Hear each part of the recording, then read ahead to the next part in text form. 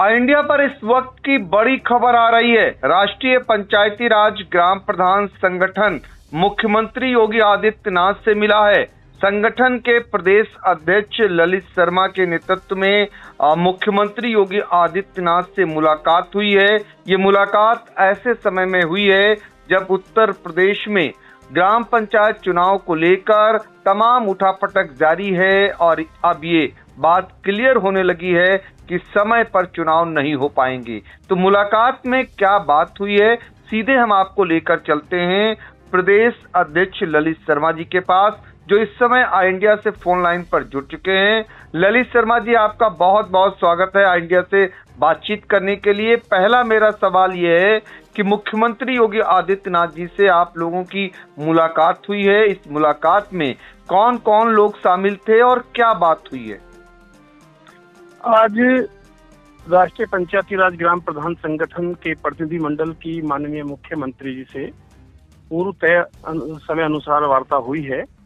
विषय ये है कि अब अंतिम मतदाता सूची का जो प्रकाशन की डेट आई है वो 10 जून है जी। उत्तर प्रदेश में पंचायतों का कार्यकाल 26 मई को समाप्त हो रहा है। तो अब ये निश्चित हो चुका है कि चुनाव समय पर नहीं होंगे और हमको कोई वैकल्पिक व्यवस्था की तरफ जाना पड़ेगा। 26 मई के बाद जो परिस्थितियों का निर्माण होगा उसी के संबंध में माननीय मुख्यमंत्री जी को संगठन ने अनुरोध किया है कि राजस्थान की तर्ज पर निर्वाचित पंचायत प्रतिनिधियों को ही लोकतांत्रिक तरीके से पंचायतों को चलाने का अवसर प्रदान किया जाना चाहिए। जी, तो मतलब आप लोगों ने मांग की है कि प्रधानों के बस्ते जमा ना हो, प्रशासक नियुक्त ना हो, प्रधान ही जो कार्यकाल बढ़े, प्रधान ही उसको चलाएं। देखिए, हमारे संविधान में जो 73वें संविधान संशोधन में जो व्यवस्था की गई है वो पंचायतों का कार्यकाल निर्धारित 5 वर्ष है। उसमें बढ़ाने जैसा कोई प्रोविजन नहीं है। विषम परिस्थितियों में भी चुनाव नहीं होते हैं तो राज्य सरकार को ये पावर है कि वो किस तरह से पंचायतों का संचालन करेगी। तो यही अनुरोध संगठन ने माननीय मुख्यमंत्री जी को किया है कि कोरोना काल में लगभग 18 महीने तक मध्य प्रदेश में प्रशासित समिति ने काम किया है। जनवरी 25 से लेके आज तक राजस्थान में पंचायतें काम कर रही हैं, निर्वाचित पंचायतें काम कर रही हैं और लगभग 7 महीने उत्तराखंड में भी निर्वाचित पंचायत प्रतिनिधियों ने काम किया है।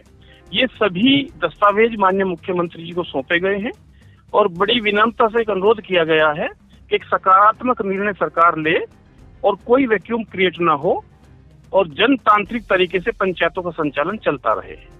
माननीय मुख्यमंत्री जी ने संगठन को आश्वस्त किया है कि इस पे विचार किया जाएगा और हमें उम्मीद है कि माननीय मुख्यमंत्री जी हमेशा पंचायतों के विषय में जब सोचते हैं तो सकारात्मक ही सोचते हैं।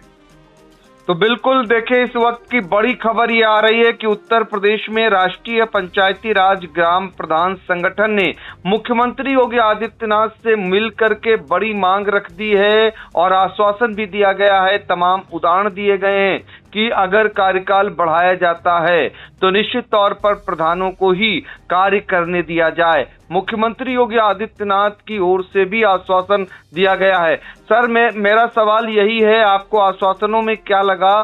क्या मुख्यमंत्री जी आपके मांग से सहमत नजर आए और उधर से कोई आपको आधिकारिक तौर पर कहा गया या कुछ वेट करने के लिए कहा गया? नहीं, अभी माननीय मुख्यमंत्री जी का केवल इतना कहना था कि अभी 1 महीना है, अच्छे से पंचायत चलाते रहिए, जो कार्य आपको सौंपे गए हैं उनको पूरे करिए और हम इस पर गंभीरता से विचार कर रहे हैं। जी, अच्छा, जब आप प्रधानों के संगठन को लीड करते हैं ललित शर्मा जी, आपसे मेरा सवाल यही है कि उत्तर प्रदेश के पंचायती राज मंत्री ओम प्रकाश राजभर बार बार ये दावा कर रहे थे कि समय पर चुनाव होंगे। इसके अलावा डिप्टी सीएम ब्रजेश पाठक जी ने भी दावा किया, उनके बयान आए। फिर कहाँ दिक्कत आ गई कि समय पर चुनाव नहीं हो पा रहे हैं? देखिए, राज्य निर्वाचन आयोग को अनेकों तैयारियां करनी पड़ती हैं, जिसमें मतदाता सूची का पुनरीक्षण सबसे अहम है। हमारा सारा प्रशासनिक अमला पहले एसआईआर में व्यस्त था। 10 अप्रैल को उसका प्रकाशन हो चुका है। अभी जो पंचायतों में मतदाता सूची का जो काम चल रहा है उसका अंतिम प्रकाशन 22 अप्रैल को होना था, लेकिन शायद वो काम अभी पूरा नहीं हुआ होगा, तो इसीलिए राज्य निर्वाचन आयोग ने इसकी तिथि 10 जून तक बढ़ा दी है। हम लोग भी हमेशा सोचते थे कि हमेशा चुनाव होना चाहिए, 5 साल में चुनाव होता है और सरकार की तैयारी भी थी, लेकिन क्योंकि कुछ विषम परिस्थितियों में ऐसा हो सकता है कि चुनाव समय पे ना हो पाए। नहीं, बिल्कुल आप सही कह रहे हैं। प्रशासनिक अमला कहीं व्यस्त था, जरूरी कामों में, एसआईआर जैसी प्रक्रिया में व्यस्त था, लेकिन ये जिम्मेदार पर्सन यानी पंचायती राज मंत्री ओम प्रकाश राजभर जी हों या डिप्टी सीएम ब्रजेश पाठक जी हों, फिर वो किस दावे के तहत कह रहे थे? वो तो एक उनका बयान सरकार का बयान माना जाता है। प्रधान जो है वो ज्यादातर इस बात से आहत हैं, जबकि उनको शुरुआत में ही इस बात की आशंका थी कि समय पर चुनाव नहीं कराना चाह रही है राज्य सरकार, वो चाहती है कि विधानसभा चुनाव के बाद चुनाव हो। आपको नहीं लगता क्यों ऐसे बयान फिर आए सामने? देखिए, हम गांव सभा चलाने वाले लोग हैं, हम विधानसभा में बैठने वालों पर टिप्पणी नहीं कर सकते। वो उनका अपना व्यक्तिगत विचार, शासन का कुछ भी मंशा हो सकती है, इस पे मेरी टिप्पणी करना कुछ उचित नहीं है। अच्छा, तो आपको आज मुख्यमंत्री जी से बातचीत के बाद लगता है कि प्रधानों के बस्ते नहीं जमा होंगे और प्रशासक नियुक्त नहीं होंगे, प्रधानों को अधिकार मिल सकता है? क्योंकि आपने तमाम उदाहरण दिया है, तमाम राज्यों के उदाहरण दिए हैं, आपको लगता है वो व्यवस्था उत्तर प्रदेश में भी लागू करने की दिशा में योगी सरकार आगे बढ़ेगी? मुझे पूरा यकीन है माननीय मुख्यमंत्री जी पर। उन्होंने जब जब भी संगठन ने उनको अनुरोध किया है, अपने मांग पत्र सौंपे हैं, तो माननीय मुख्यमंत्री जी ने 15 दिसंबर 2021 को एक ही दिन मंच पर आकर 12 मांगों की घोषणा की थी।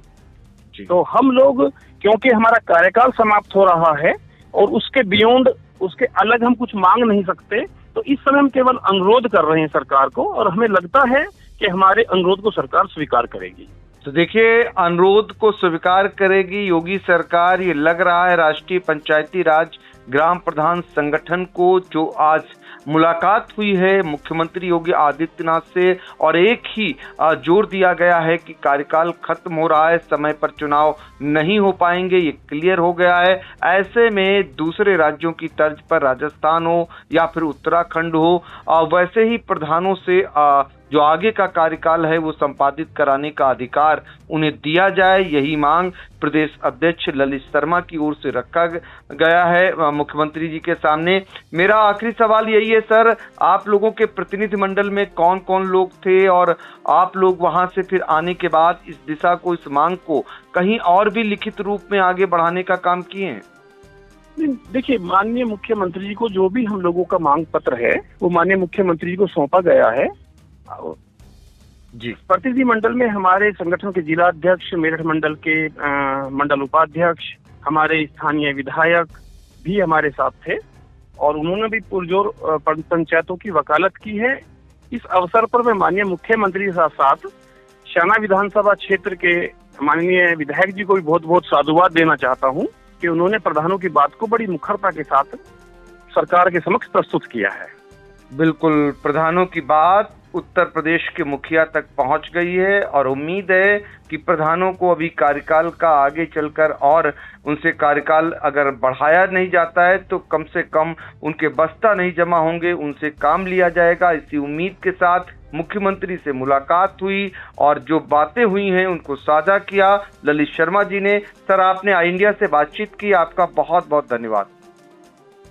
आपका बहुत बहुत आभार।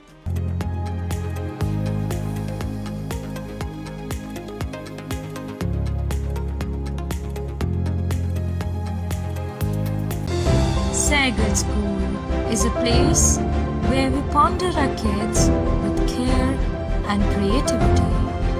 We provide students the room to explore their imaginations and enhance their education.